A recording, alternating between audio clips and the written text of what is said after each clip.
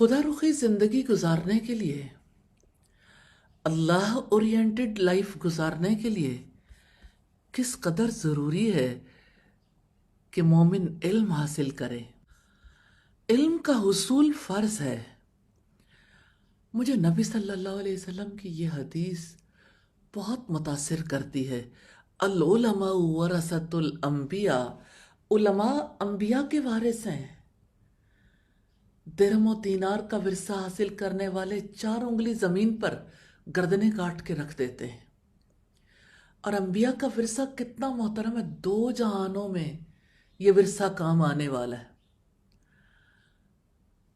اور ابو الاسود کہتے ہیں علم سے زیادہ اور کوئی چیز طاقتور نہیں ہے۔ بادشاہ عوام پر حکومت کرتے ہیں اور علم والے لوگ بادشاہوں پر حکومت کرتے ہیں۔ اور عون بن عبداللہ نے سیدنا عمر بن عبدالعزیز سے کہا کہ کہا جاتا ہے اگر تم عالم بن سکتے ہو تو بنو، اگر عالم نہیں بن سکتے تو طالب علم بنو۔ سبحان اللہ! اگر تم طالب علم نہیں بن سکتے تو ان سے محبت کرو، اگر تم ان سے محبت نہیں کر سکتے تو ان سے بغض نہ رکھو۔ سیدنا عمر بن عبدالعزیز نے یہ سن کر کہا سبحان اللہ، اس کو اللہ تعالیٰ نے راستہ دے دیا۔ ہاں واقعی علم کا راستہ ایسا ہے جو سیدھا جنت تک لے جاتا ہے، اور علم کے راستے پہ علماء چلتے ہیں۔ تو پہلی بات یہ ہے کہ عالم بن جاؤ، دوسری بات یہ ہے کہ یہ ممکن نہیں تو طالب علم بن جاؤ، تیسری بات طالب علم بھی نہیں بن سکتے تو ان سے محبت کر لو، اور چوتھی بات اگر محبت نہیں کر سکتے تو بغض نہ رکھو۔ ہمارے یہاں جو 4th ون ہے نا، اس سے بھی لوئسٹ سٹیج پہ چلے گئے لوگ، کیونکہ جو دین کا علم حاصل کرتے ہیں ان لوگوں سے لوگ بغض رکھتے ہیں، ان میں لوگ کیڑے نکالتے ہیں۔ لیکن ہاں ایسا ہے کہ اگر کوئی کرسچن مشنری ہو تو سب لوگ اس سے امپریس ہوں گے، اگر کوئی جیو ہو اور کوئی جوئش لیڈر ہو تو اس سے بھی لوگ متاثر ہونا شروع کر دیتے ہیں، حتیٰ کہ پنڈت سے بھی متاثر ہو جاتے ہیں۔ لیکن عالم کو ہمارے یہاں مولوی کا نام دے کے پھر مولوی کے بارے میں لوگوں کے تاثرات کتنے فرق ہو جاتے ہیں۔ تو یاد رکھیے گا کچھ اور نہیں ہوگا، علم کا راستہ کھو جائے گا، خود رخی زندگی گزاریں گے، خدا رخی زندگی گزارنے کے قابل نہیں ہوں گے۔ نبی صلی اللہ علیہ وسلم نے فرمایا من سلک طریقا یلتمس فیہ علما سہل اللہ لہ طریقا الی الجنہ، جو شخص علم کی طلب میں سفر کرے اللہ تعالیٰ اس کے لیے جنت کا راستہ آسان فرما دیتا۔ اس لیے یاد رکھیے گا علم کا راستہ جنت کا راستہ ہے، لیکن علم کا حصول خالصتاً اللہ تعالیٰ کی رضا کے لیے ہو، اس میں دکھاوا نہ ہو، ریاکاری نہ ہو، شہرت نہ ہو۔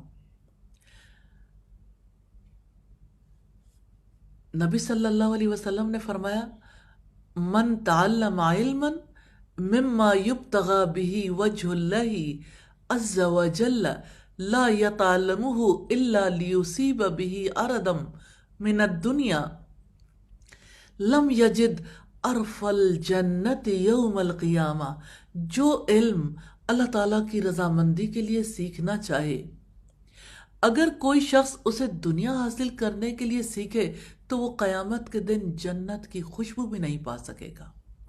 اور آپ نے فرمایا من تعلم علما لغیر اللہ او اراد به غیر اللہ فلیتبوأ مقعدہ من النار، جو غیر اللہ کے لیے علم سیکھے یا علم سیکھ کر اس کا ارادہ اللہ تعالیٰ کی رضا کے علاوہ کچھ اور ہو تو وہ اپنا ٹھکانہ آگ میں بنا لے۔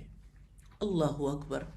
نیت کا اخلاص کس قدر ضروری ہے، اور خالص نیت کے ساتھ ہی علم نفع دیتا ہے۔ پھر علم کے میدان میں یہ بھی ضروری ہے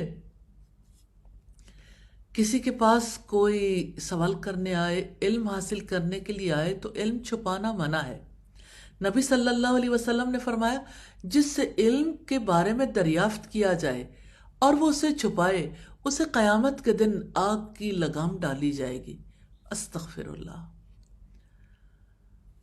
تو جو علم حاصل کیا جائے لوگوں تک اسے پہنچانا، اس کی تبلیغ کرنا، اس کی تعلیم دینا، اس کی نشر و اشاعت واجب ہے۔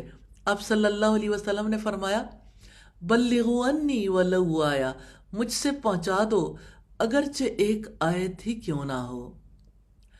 تو دین اور شرعی احکامات کو سیکھنا، علم میں مہارت پیدا کرنا، حتیٰ کہ دین کی سمجھ حاصل ہو جائے، یہ اللہ تعالیٰ کا بہت بڑا انعام ہے۔ نبی صلی اللہ علیہ وسلم نے فرمایا من یرید اللہ بہ خیرا یفقہہ فی الدین، اللہ تعالیٰ جس کے ساتھ بھلائی کا ارادہ کرتا ہے اسے دین کی سمجھ عطا فرماتا ہے۔ الحمدللہ۔ اسی طرح سے کوئی علم کیوں حاصل کرتا ہے؟ تاکہ دوسرے تک پہنچائے، خود عمل کرے، اپنے علم کو بھی پختہ کرے اور اپنے عمل کو بھی پختہ کرے۔ لیکن یاد رکھیے گا علم کے بغیر قرآن مجید کے متعلق گفتگو کرنا درست نہیں ہے۔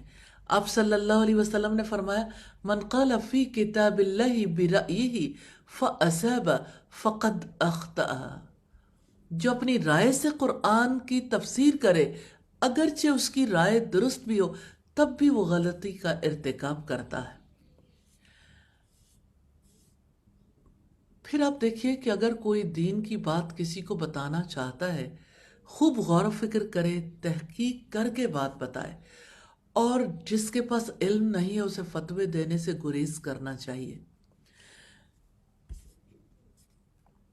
نبی صلی اللہ علیہ وسلم کا ارشاد ہے تم میں سے جو شخص فتویٰ دینے میں سب سے زیادہ دلیری دکھاتا وہ جہنم میں داخلے کا بھی سب سے زیادہ مستحق ہے۔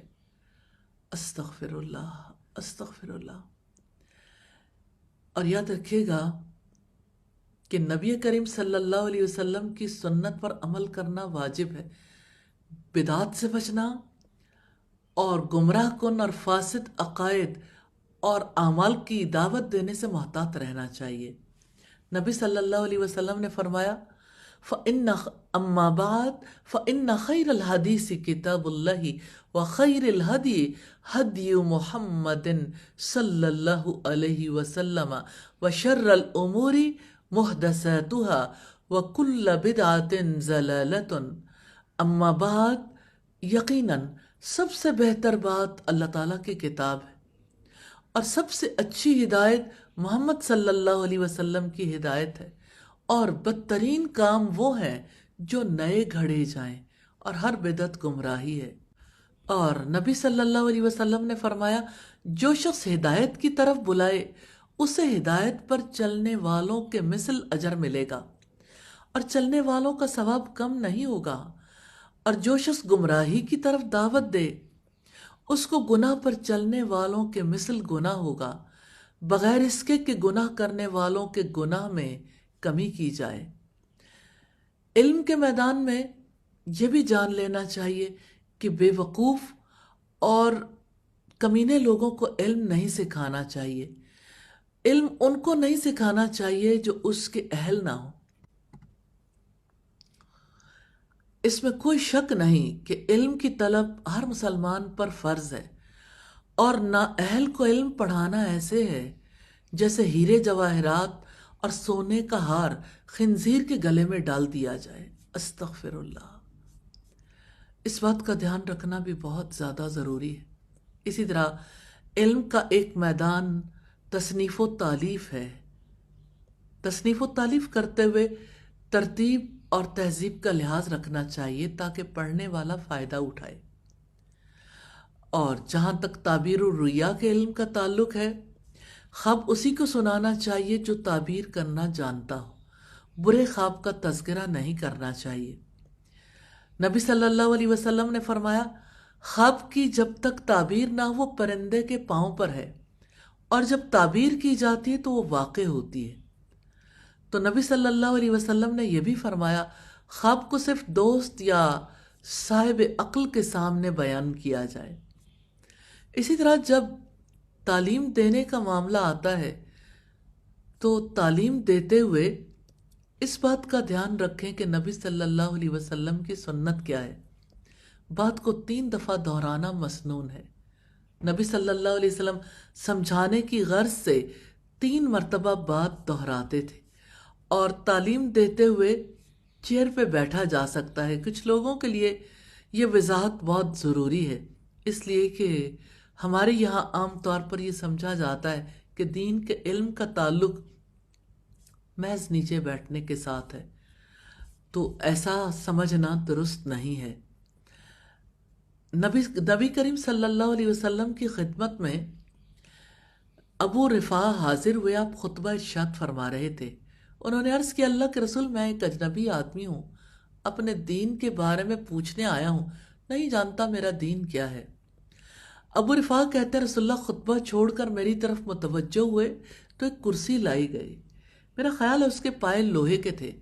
رسول اللہ اس پر بیٹھے اور مجھے اللہ تعالیٰ کا نازل کردہ دین سمجھانا شروع کر دیا۔ سبحان اللہ۔